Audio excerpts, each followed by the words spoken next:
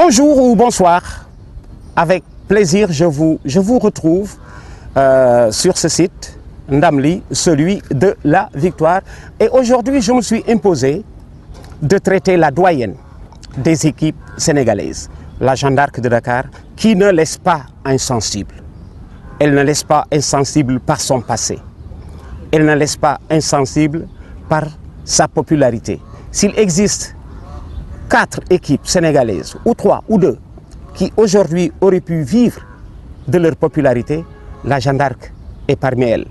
Elle était présente au tout début de l'Afrique occidentale française. Tellement vrai que Gorée et Jeanne d'Arc ont eu à disputer la première Coupe d'Awoyof de football. Nous sommes en 1947. C'était ici, au Parc municipal des sports, là où il y a aujourd'hui la Banque de l'Habitat. Gorée Jeanne d'Arc 1947. Un acteur n'est pas passé inaperçu dans cette finale. C'était Raoul Diagne, qui quelques années plus tôt venait de jouer avec l'équipe de France et à la Coupe du Monde 1938. Il revient à Dakar sous le maillot de Gorée pour disputer cette finale. Alors, il s'agit de la Jeanne d'Arc de Dakar. Aujourd'hui, on peut se poser cette question. Ce qui est arrivé à la Jeanne d'Arc, est-ce possible ailleurs? Oui. Oui, c'est possible ailleurs.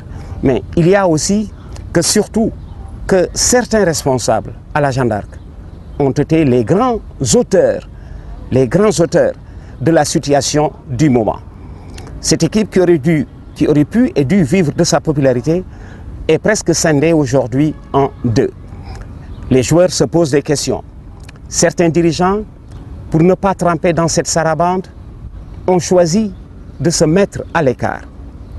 La Jeanne d'Arc est en bordure d'aller en justice par 2 clans. L'un réclame ce que l'autre a fini de vendanger. Alors, aujourd'hui, la Jeanne d'Arc est en national.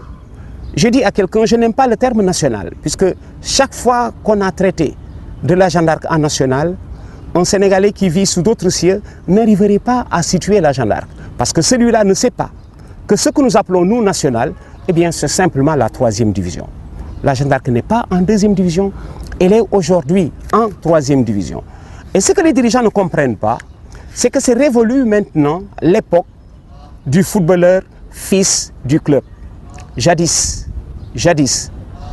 un footballeur que vous rencontrez quelque part, demandez-lui, comme on dit, son adresse, demandez-lui sa filiation. Et quand vous aurez fini de maîtriser sa filiation, vous aurez aussi fini de comprendre où est-ce qu'il va jouer.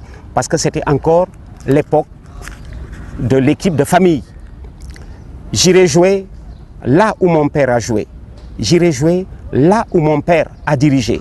J'irai jouer dans l'équipe de mon périmètre, dans l'équipe du cogne, dans l'équipe de mes voisins. Aujourd'hui, c'est révolu. C'est maintenant que l'on traite le professionnalisme au Sénégal, mais il existe depuis longtemps, parce que ce que les dirigeants et les clubs font aujourd'hui pour l'appeler professionnalisme, mais ils le faisaient en amateur.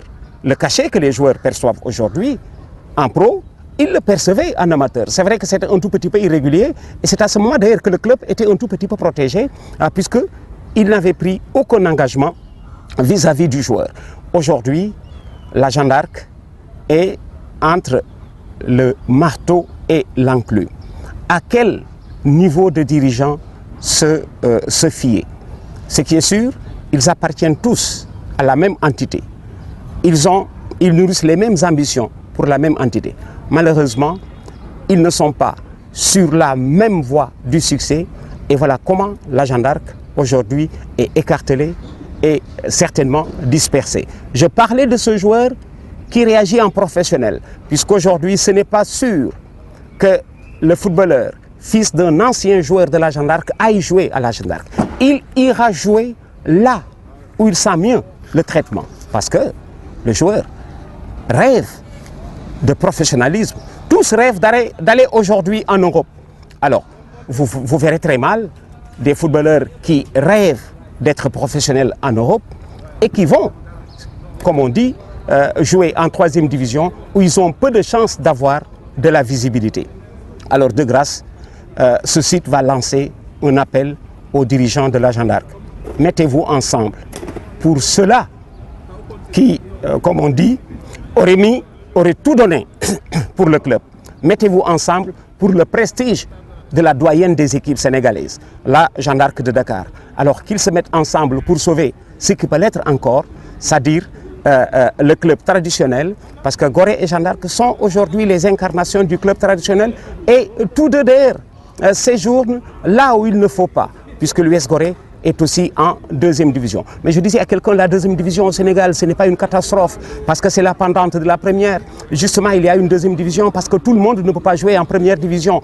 Alors, la deuxième division passe encore, mais quand la Jeanne d'Arc est en troisième division, c'est, comme on dit, la mort dans l'âme que nous traitons du sujet. Nous ne sommes pas tous de ce club Jeanne d'Arc, mais la Jeanne d'Arc a quelque chose, comme on dit, qu'elle détient par elle-même, peut-être par son ancienneté. Je me réfère à l'ancien président de la Fédération sénégalaise de football, Amadou Abdoulaye Bazende, qui appartient au Jaraaf. Le Jaraaf, c'est, comme on dit, l'équipe rivale de la Jeanne d'Arc. Et je me souviens de ses propos, nous avons besoin de la Jeanne d'Arc, simplement parce que nous, Jaraaf, comme on dit, nous avons besoin de côtoyer la Jeanne d'Arc pour tendre faire de grosses performances, tout comme la Jeanne d'Arc a besoin de côtoyer le Jaraaf. Aujourd'hui, Jeanne d'Arc et Jaraaf sont, hélas, un peu trop éloignés. Le Jaraaf est encore parmi l'élite.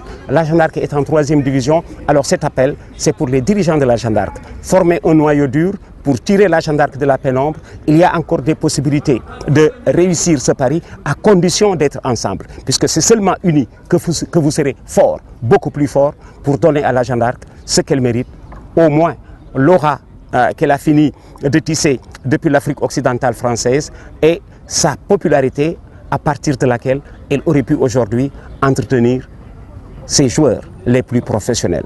À la prochaine, j'espère que la prochaine ce sera surtout pour traiter de la Jeanne d'Arc unie vers les hautes cimes au Sénégal parce que c'est encore possible. Merci de votre écoute. Et bon séjour sur ce site Ndamli. Ce sera un séjour parce qu'avec ce site de la victoire, c'est toujours bon de s'y rendre pour traiter du sujet d'actualité. Au revoir et à la prochaine.